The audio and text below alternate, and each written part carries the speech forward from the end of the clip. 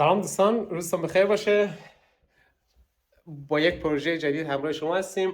قراره که اینجا بالای هایتسکوپا که به اصطلاح بخاری هستش به زبان فارسی یک آبلاگه یک قشنگ از ناتو اشتاین گرانیت نصب کنیم. این مشتری که داریم از دوستای خوب آلمانی ما هستش و علاقه خیلی زیادی داره که از سانتیمتر خونش به نحو احسن استفاده کنه و قرار این آبلاگه که بیاد بعداً گلدون و لوازم دکوری بذاره. بریم ببینیم که چی سفارش داده. اینو سفارش داده که قشنگ به اندازه هایسکوپا هستش و الان بهتون نشون میدیم که اینو به چه نحو و با چه وسایلی نصب میکنیم. خب این ناتویشتان یا سنگی که قرار نصب بشه میاد روی این دوتا فلشه. این الان روش رنگ شده واسه که ما بتونیم بعداً یک سطح با چسبندگی بهتر داشته باشیم. اینو یک مقدارکی با سنباده یا اشلایف پاپیا زبرش میکنیم تا این سیلیکونمون بهتر بهش بچسبه.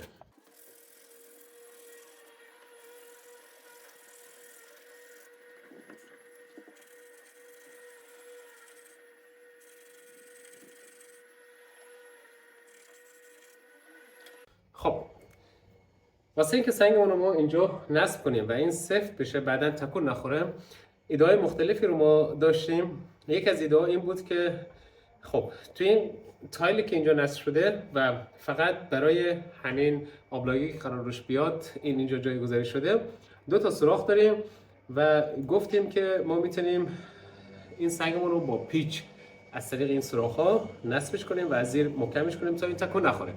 ولی اینجا یک مشکلی که هستش اینه که توی زمستون این هایسکوپا وقتی که روشن خاموش میشه ما درجه دماهای مختلفی داریم. وقتی گرم بشه خب بدون شک این منبسط میشه و وقتی که سرد بشه خودش جمع میکنه و اگه ما بخوایم اینو سنگمون رو با پیچ اینجا بچسبونیم احتمال این داره که این ترک برداره. خب اومدیم نشستیم فکر کردیم گفتیم که چون خودتون میدونید توی آلمان مصالح گرونه و این سنگی که واسه اینجا سفارش شده یک چیز حدود 180 یورو هزینه شده. گفتیم که از یک ماده دیگه از یک راه حل دیگه استفاده کنیم تا این خطرش کمتر باشه. فاخلاس توصیه که کرده بود، پیشنهادی که داده بود، گفته بود با ناتویشتان سیلیکون اینو بگیریم بچسبونیم. بعد من خود فکر کردم گفتم ناتویشتان سیلیکون معمولا واسه سیلیکون کردن این اکهای دیوار و کف اینا رو باش میگیرن، فوگاهاش و بنداش رو میگیرن میپوشونن، میشه ازش استفاده کرد ولی حتما یک راه حل بهتری هستش. ما رفتیم فاخنلای خودمون و اونجا با اون کسی که پل ارتباطی ما هستش و ازش مشاوره میگیریم پرسیدیم، ایشون اینو ما معرفی کردن از شرکت اوتو و مخصوص چسبوندن وسایل هستش. یعنی وظیفه این کلبیشروف چسبوندن قطعات مختلف روی فضای مختلف هستش.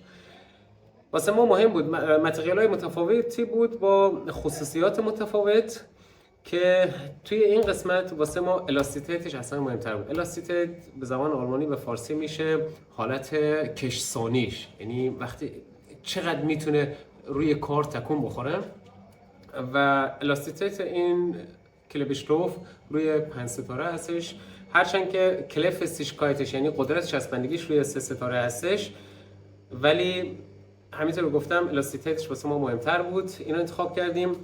بعضی کارها هستش زنده باوشله. شما با مشتری صحبت میکنید میگید که آقا روی این میشه سنگ نصب کرد ولی همچین خطرات احتمالی هم داره که اگه ما اینو بخوایم پیش کنیم بعداً بر اثر سردی و گرمی و حالت به اصطلاح آلمانی آستنن و سوزامنسین باعث میشه که سنگ ترک برداره. خب 180 یورو رفته به باد، به همچنین هزینه کار خودم. از اون طرف هم خب اون روف شما یا به اصطلاح شهرت شما اینجا آسیب میبینه.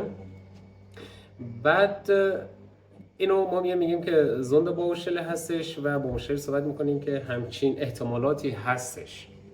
شما میتونید سنگ بذارید ولی ممکنه اگه پیش بشه ترک برداره و اینکه اگه ما بخوایم اینو با کلبیشروف هم بچسبونیم ممکنه بعد از 1 سال 2 سال 3 سال شاید هم 5 سال بر اثر همین گرما و سرما سنگ از کلبشروف ما خودش رو جدا کنه. ولی خوبی اینه که اگه خودش رو جدا کرد دوباره ما میتونیم بیایم اینجا سطح رو دوباره تمیز کنیم و دوباره با سیلیکون بچسبونیم. در اینجور جاها شما دیگه از اون گویلایستون یا گارانتی که دارید خارج میشید و توصیه که من به شما دارم اینه که همیشه اینو شگفتلیش یا به صورت متنی به امضا برسونید که بله ما اینو میچسبونیم واسه شما، ولی همچین احتمالاتی ممکنه پیش بیاد. آیا شما با این موضوع موافق هستید یا نه؟ اگه با این موضوع موافقت کردن خب کار انجام میدید، اگه موافقت نکردن کار انجام نمیدید. اگه موافقت کردن شما از اون گویلایستون یا گارانتی که دارید خارج میشید، چرا که همه اینا رو توضیح دادید.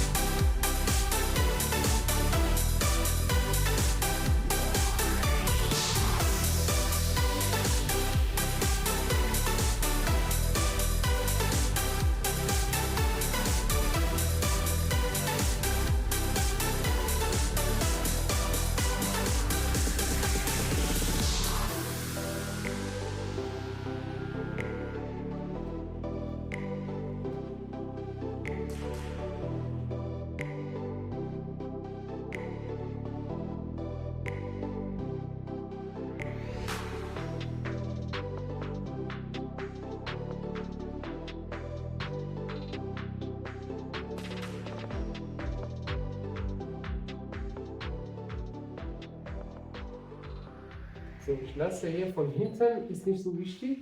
Ich habe aber hier auch noch ein Oberstand. Ich mache hier ein bisschen vor, ne? Ja. Damit das die Lücke nicht ist.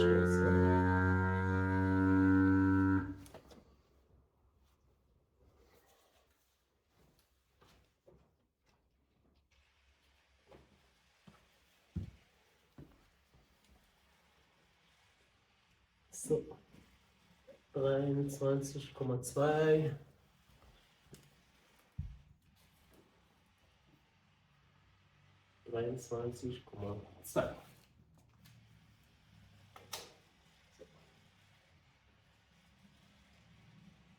Okay. Das heißt, es wird sich nicht mehr bewegt. Es bleibt so.